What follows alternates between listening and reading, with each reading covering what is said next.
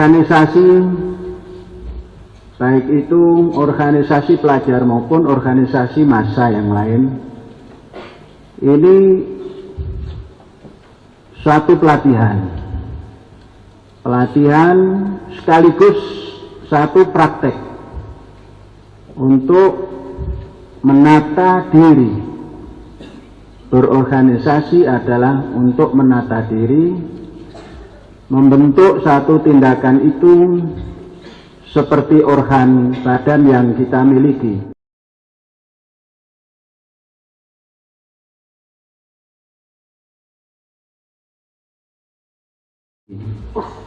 Ada fungsi kepala, yang di dalam kepala itu ada alat yang sangat menentukan perjalanan organ itu. Di dalam kepala ada otak. Di kepala ada mata. Di kepala ada telinga. Di kepala ada wajah. Di kepala ada mulut. Dan perangkatnya. Di kepala inilah manusia akan mampu mengangkat kepalanya sebagai rasa dan harga diri yang tinggi. Di kepala inilah manusia akan menundukkan wajahnya sebagai rasa kecewa, rasa pecundang, maupun rasa yang tidak terhormat. Maka kepala menjadikan suatu pertanda manusia itu memiliki kewibawaan, memiliki harga diri, atau sebaliknya. Kemudian di dalam organ atau di dalam tubuh manusia ada juga satu yang dapat mengendalikan kepala, yaitu hati sanubari, yaitu dhamir. Yang kepala dengan otaknya itu selalu bertanya, apa yang dilakukan ini benar apa tidak, salah atau benar, baik atau sebaliknya.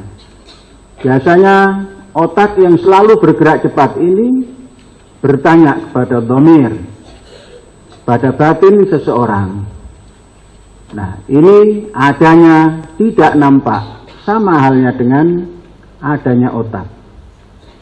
Manusia itu pada hakikatnya seperti batu, tidak bisa dibaca, kecuali kalau digerakkan oleh magma, meletup ke permukaan atau ke atas angkasa, kemudian jatuh, menimpa dan berguling dan bergerak dan berbunyi. Manusia juga begitu. Karena seperti batu, tidak terdengar, apapun tidak terdengar, kecuali dia bersuara.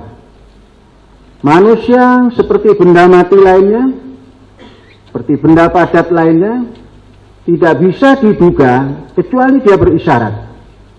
Nah, isyarat itu semua, gerakan itu semua, digerakkan oleh otak, diperintah oleh otak, setelah otak ini bertanya kepada dhamir. Termasuk organ yang lainnya. Mulut mengatakan saya ingin makan. Karena apa? Karena otak merasa lapar. Yang merasa lapar bukan perut, otak. Otak inilah yang merasa lapar sehingga perut diperintahkan untuk menginstruksikan mulut mencari makanan dan mengunyah makanan, tangan bergerak mengambil, kaki melangkah untuk mendapatkan sesuatu, dan seterusnya. Itu diorganisir sedemikian rupa oleh otak dan hati tadi, terjadilah perjalanan yang pantas, terjadilah perjalanan yang sesuai, terjadilah perjalanan yang pantas dipandang oleh banyak orang, atau dirinya, dan lain-lainnya. Nah, inilah organisasi. Jadi organisasi semacam ini memiliki makna yang luar biasa. Bisa merasakan diri kita ini sakit karena otak kita sehat. Kita merasa lapar karena otak kita sehat. Kita merasa mengantuk karena otak kita sehat. Dan seterusnya.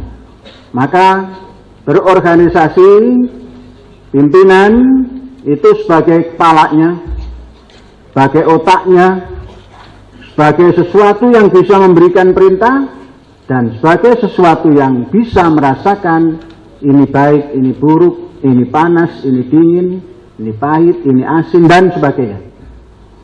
Dari situ pimpinannya sebagai otaknya ini memerintahkan dan menggerakkan seluruh organ yang lain sehingga terorganisir seperti organ yang hidup, kemudian berjalan seperti perjalanan organ yang hidup, kemudian bergerak seperti geraknya organ yang hidup, dan berbuat seperti perbuatan organ yang hidup. Semuanya tadi mesti memiliki landasan yang baik. Itulah namanya program organisasi.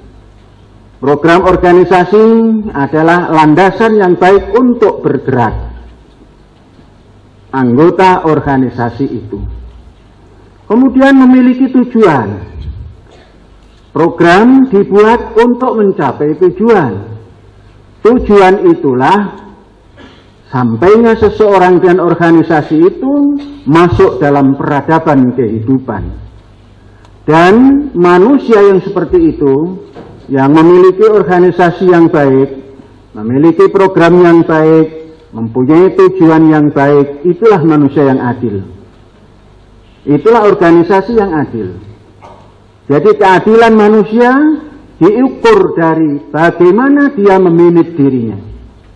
Keadilan manusia diukur oleh bagaimana dia mengarahkan perjalanan hidupnya. Keadilan manusia bagaimana bisa mensejahterakan diri dan lingkungannya. Itu keadilan. Dan perbuatan untuk menjadi adil itulah manusia yang memiliki peradaban. Nah, peradaban ini yang selalu tumbuh, tidak pernah berhenti. Jadi jangan pernah menganggap kecil dan menganggap remeh berorganisasi. Anak-anak sekalian, berorganisasi ternyata seperti itu. Oleh sebab itu, manusia berorganisasi harus memandang ke depan. Memandang ke depan yang tak berbatas. Batas kehidupan satu hari itu 24 jam. Batas kehidupan sepekan 7 hari. Batas kehidupan sebulan adalah 30 hari atau 31 hari. 1 tahun 12 bulan. Namun kita sebagai manusia yang ingin memiliki keadilan dan peradaban harus memandang tanpa batas. Kita mencanangkan seluruh cita-cita itu, paling tidak ukurannya adalah milenium. Jangan pernah berpikir dasa warsa. Jangan pernah berpikir 1/4 abad. Jangan hanya berpikir setengah abad. Jangan hanya berpikir 1 abad. 1 abad, 1 century. 100 tahun. Kalian semua harus memandang 1000 tahun, milenium. Pandangan milenium inilah yang akan membawa peradaban manusia itu sustainable, berkelanjutan, tidak terpatah-patah. Anak-anakku, bangsa kita, negara kita, merdeka tahun 45, semestinya menjelang 1 abad ini telah ada tapak tilasnya. Namun patah-patah, tidak sustainable. Jadi patah-patah. Mengapa? Karena program hidupnya bernegara itu ditentukan hanya oleh presiden. Presiden itu umurnya sangat terbatas. Paling panjang di Indonesia sekarang ini 10 tahun. 10 tahun itu Orang duduk saja sudah sampai. Nah, tidak boleh. Untuk mengurus sebuah negara, pandangannya harus 1000 tahun. Sehingga akan terjadi sustainable. Sustainable, berkelanjutan, tidak pernah putus, dipegang oleh Presiden X, Y, Z, A lagi, itu terus sambung menyambung menjadi satu, tidak ada perbedaan. Perbedaannya hanya pencapaiannya. Nah, berorganisasi yang seperti itu, memandang jauh ke depan, program milenium, ini memerlukan pemikiran yang maju. Maju itu tidak pernah mundur, maju. Jadi setelah milenium, kita harus punya jiwa maju. Maju itu ke depan. Rawe-rawe lantas, malang-malang putung, setan ora doyan, demit orang dulit. Nah, harus begitu. Maju. Dicegat, maju. Dibendung, maju. Dikurung, maju. Diikat, maju.